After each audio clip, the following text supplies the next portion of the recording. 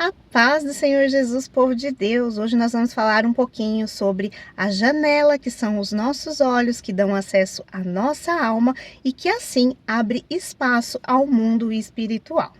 E para isso nós vamos refletir na palavra, né, gente? Porque é de lá que provém toda a sabedoria. E lá em Mateus 6:22 diz o seguinte: a candeia do corpo são os olhos, de sorte que se teus olhos forem bons, todo o teu corpo terá luz. E aí o Senhor tem trabalhado isso comigo, né, sobre as emoções. Eu já sou psicóloga, então eu trabalho com as emoções, eu lido com as emoções humanas ali das pessoas, falo um pouco, vejo os traumas, né, e vou identificando ali como que essa pessoa vê o mundo, e para que ela transforme ali a realidade dela, muitas vezes ela precisa transformar a janela da alma dela, que são os olhos, como ela vê esse mundo. É preciso aprender a fazer uma releitura disso. E aí vou aqui explicar um pouquinho para vocês, tá? Os nossos olhos, aqui a palavra é muito clara. Se os seus olhos forem bons, tudo em você vai ser luz, mas se for mal, vai ser treva. Então, sim, os nossos olhos são o primeiro acesso de leitura do mundo e do ambiente. Nós olhamos uma situação, né? Ela está acontecendo, é real. Então, o olho ele só capta a imagem. A partir do momento que ele capta essa imagem entra dentro de você, no seu cérebro, nas suas sinapses, e elas vão ali precisar serem elaboradas. E é a partir dessa elaboração que você começa a ter o quê?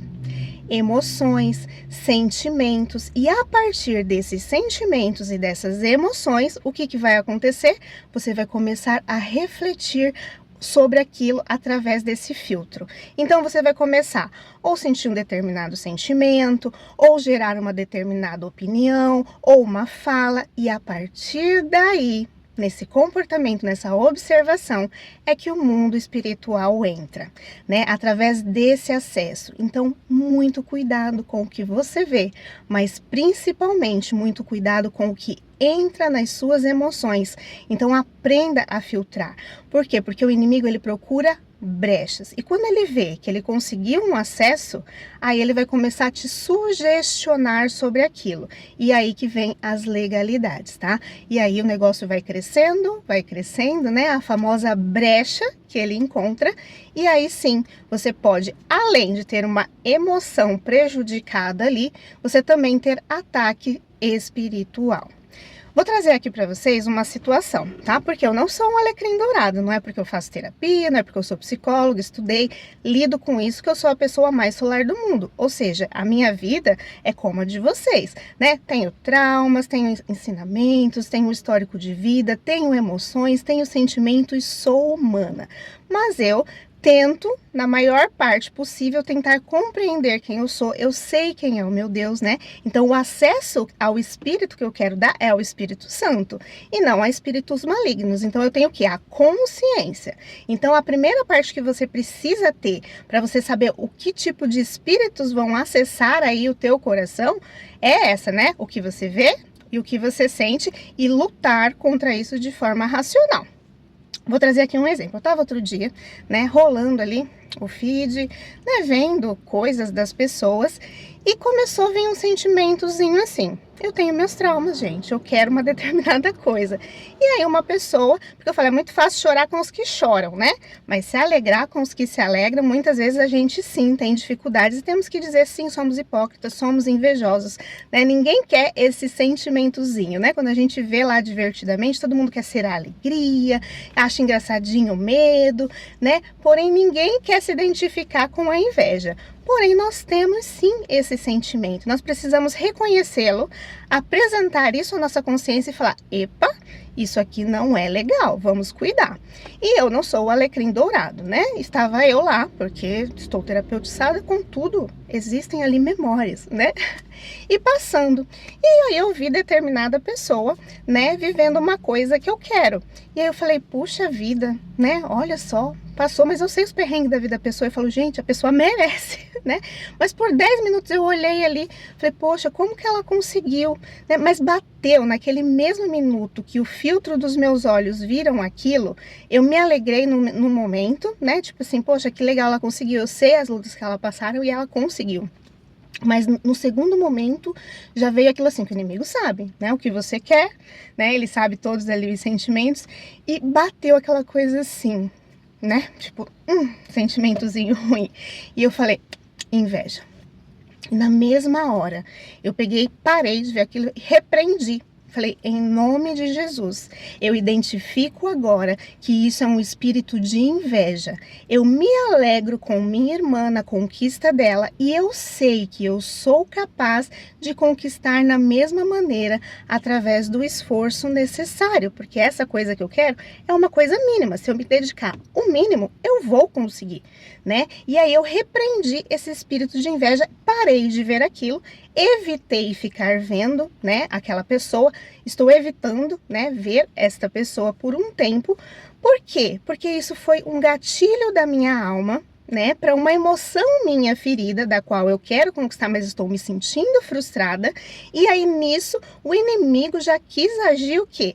Num gatilho de inveja, de desejo. Porém, na mesma hora eu identifiquei, repreendi, parei de ver aquilo e não alimentei. Porque se eu alimentar o sentimento ruim que estava ali presente, então a gente tem que falar, tem que destronar o espírito de inveja neste caso, tá? Trazendo aqui, vamos destronar já um espírito, mas poderiam ser vários outros, né? Sobre a ganância, sobre o desejo, né, do parceiro alheio, ou tantas coisas, desejo por pornografia, que algumas pessoas também têm, e desejos de cobiça, de lascívia, de, enfim, tantas coisas que as pessoas podem ter. Mas se você identifica, na mesma hora repreende e muda o foco do seu olhar, você vai vencer isso, né? E você não vai dar legalidade para espíritos malignos agirem na sua vida. Porque qual é a sequência do espírito maligno? Ele iria interferir isso e aí iria começar a alimentar coisas ruins, ao invés de olhar o lado bom, a conquista, o quanto aquela pessoa se esforçou, olhar que tem um histórico ali, porque a gente tem uma tendência a achar que tudo é mágico e não é.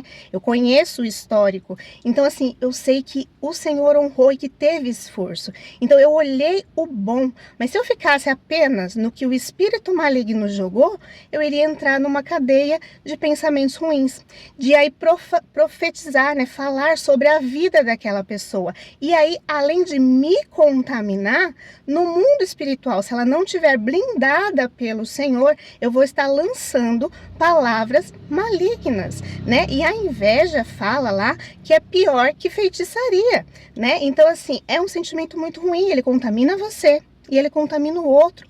Mas o pior, né? Não pensa assim, a inveja, tipo, vou falar assim, a inveja pegou em mim. Contra Jacó não há encantamento. Se o Senhor te guardar, ele vai te blindar. Pode até passar em volta, mas não te pega. Contudo, pode acontecer também. Mas o pior é o que acontece para a pessoa que sente aquele determinado sentimento, né? E aí fala lá em Provérbios, eu vou até abrir aqui com vocês. Provérbios 14, 30, que diz assim: o coração com saúde é a vida da carne, mas a inveja é a podridão dos ossos.